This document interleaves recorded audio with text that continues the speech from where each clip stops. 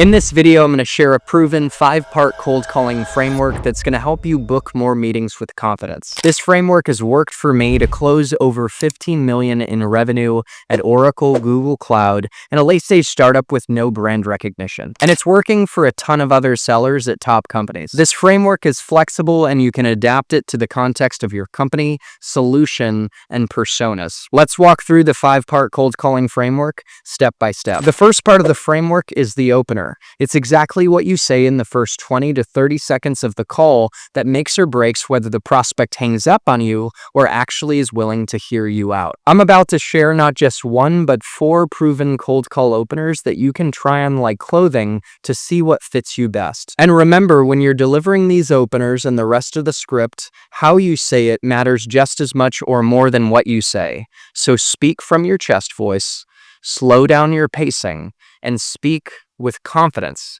because that confidence translates to the prospect. The first opener I have for you to try out is the permission-based opener.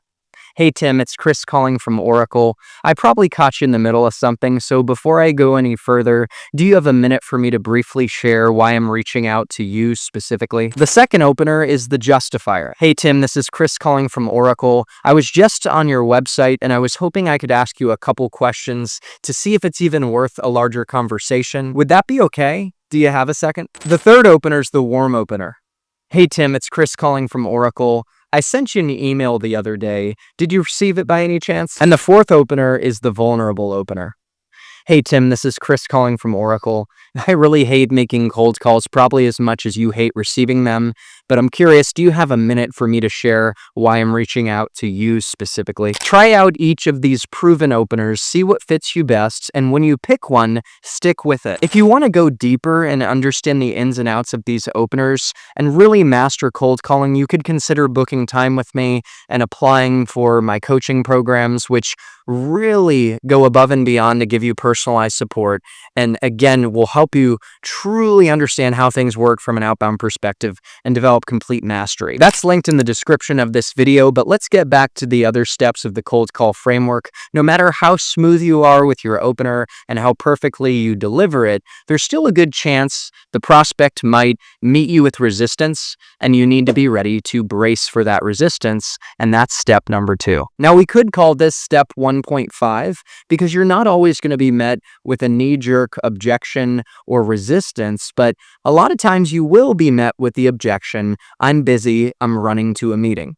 So when you face that objection, this is what you say. That's okay, it's not a problem, and I expected you'd be really busy. Would it make sense for me to briefly share right now why I'm reaching out to you specifically so you can decide if it even makes sense for us to have a further conversation in the future? You also could say something like, oh, I'm sorry, let me get to the point, I don't want to waste your time. I'm curious, is cloud cost savings a priority for you right now? But the reality is sometimes they're really busy. They are running to a key meeting that they need to scramble to.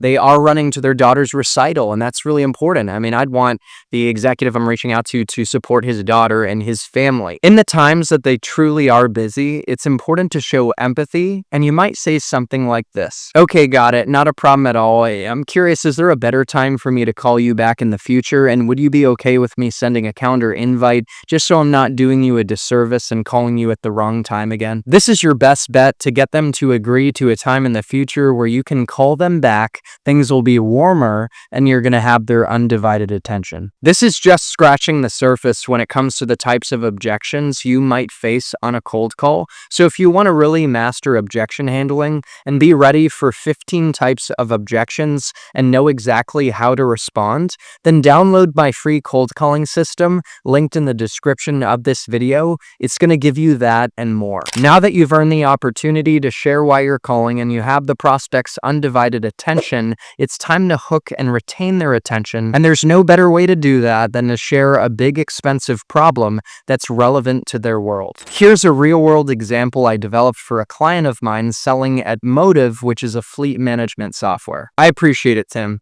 When talking to other fleet managers, I often hear they're eating $100,000 to $200,000 in annual costs related to driving accidents. Is reducing the risk of driver-related accidents a current challenge for you, or do you already have that all figured out? Now, if you're selling a solution that solves more than one big expensive problem, maybe even three, it might look something like this. A quick note is this specific example is from a podcast I did with CRO Kevin Dorsey, where he was selling sales software that improves sales team's performance, and make sure to check out that podcast. It was a great one. I speak with VPs of sales all day, and they seem to be struggling with SDRs not picking up the phones, connect rates are dropping, and pipelines harder than ever. I'm curious, are you guys seeing that too, or do you have that all figured out? Part 4 of the framework is discovery. It's about asking 4 types of open-ended questions to better understand the prospect's current state, understand the true need, and use that as the hook to ultimately set the meeting. The first type of question is a question that uncovers their current state. How are you handling X issue today?